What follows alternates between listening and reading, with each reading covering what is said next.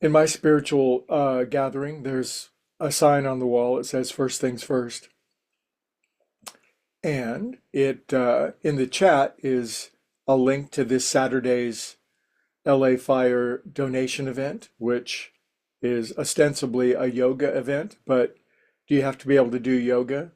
Well, you're already doing yoga, so yeah, it's just Saturday 9 a.m. in Pleasant Hill, and the flyer is there, and it's exceedingly accessible yoga, and it's obviously for a great cause, and it'd be great to see you, and if you can come, that'd be spectacular, and if you would share it on your social media, that link is very easily pastable into everything you got, your Facebook, your Instagram, your LinkedIn, your Nextdoor, all that kind of stuff. And so, could you do me and actually do a larger cause a great favor and participate in some way in this event upcoming? And I just would really, uh, I'm eager to be of service where it's most needed to our friends. And thank you for that. It's in the chat.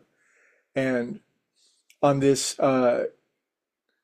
holiday, President's Day on the 17th, really? Didn't President's Day used to be like the 22nd or something? But I don't know. I guess they got to sell those washers and dryers. You got to install those microwave ovens, like the song says. Money for nothing and chicks for free, which is Dire Straits. But anyway, that's a serious derailment. This week, I'd like to talk about how to be limitless. Can you just leave us alone, Greg? Um, no, I can't. Limitless. So I'm thinking of a line from Emmett Fox. He says, "How come we're just not walking around the planets with the health and the physique of Greek gods and goddesses, healing everyone that we see everywhere that we go?" Jesus says in the Sermon on the Mount, "Be ye therefore perfect, even as your Father is perfect." Then he goes on elsewhere to say, "The works that I do, these works you'll do, and you'll do greater works even still." So most of us aren't there yet. Yet. It's one of our yets. There are good yets and there are not so good yets. But let's examine some of these good yets. How come we're not striding about the planet as Greek and Greek goddesses in order to heal the planet? And uh, well, it's a good question. And there's also another question. What did hinder us? What's standing in the way of us doing that? What small membrane of self? A great prayer says, "God, relieve me of the bondage of self." Why are we constrained into playing such small games of healing and spreading love and light and truth everywhere that we go? It's a damn good question, and perhaps only the answer is only in the mind of God. But I'd like to talk about 5 different methods every day this week, and one is breath. And the fact of the matter is, we're all just breathing at a pittance of what's available to us. We have these things in our lungs called pleural sacs, and they're plural for a reason, meaning there's lots of them, which means we're all breathing at just the smallest little percentage of what we can breathe. Now, yogis knew this 3,000 years ago. They named the practice of becoming more and more limitless, healthy, strong, vital, enthusiastic, able to heal and be healed at a much larger level. They named it pranayam, prana, breath, energy, life force, yam, manage, control, utilize. So I can't be reminded of this enough, and modern science has confirmed that all of our psycho-emotional physical states are perfectly correlated to our breath. Depressed people breathe depressed, sad people breathe sad, limitless people breathe limitless. So, am I recommending that you are instantly capable of um, not breathing or holding your breath for minutes? No, I do not want to hurt my friends. And a disclaimer, Chiron is running along the bottom of the screen. Be careful with your breath. Don't hurt yourself. Be easy with it.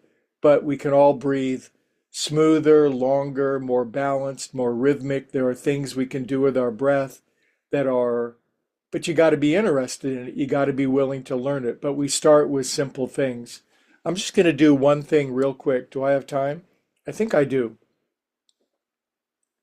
Here's a practice that I do. Now, I'm not recommending that you do this practice, but I'm going to turn my timer on. And if I go a little over, it's a holiday, too bad. But in a moment, I'm going to I'm going to take one breath in 1 minute. My practice on occasion is I get to have 10 breaths in 10 minutes.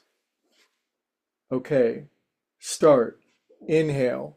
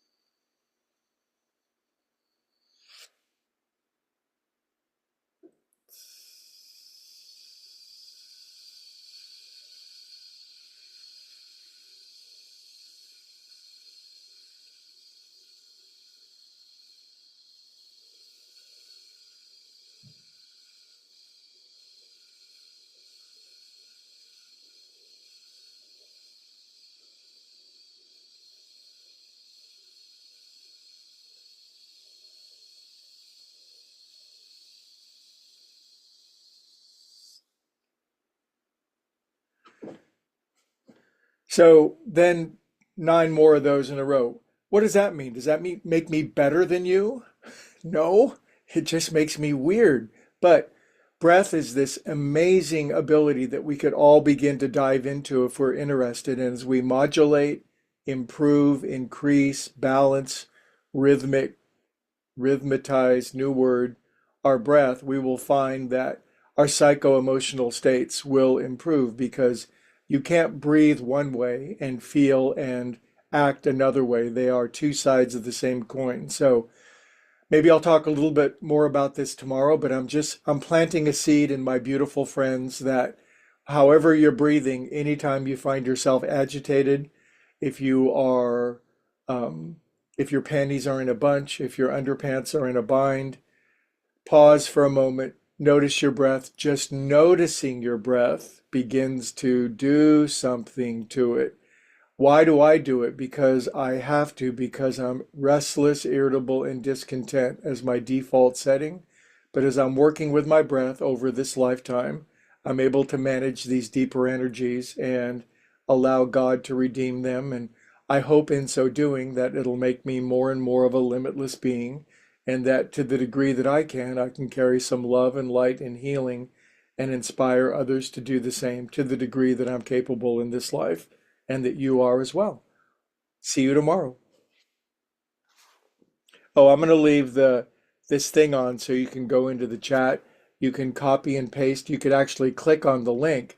It'll open up a new page in your browser, and then you'll be able to share it on your social media. Thank you.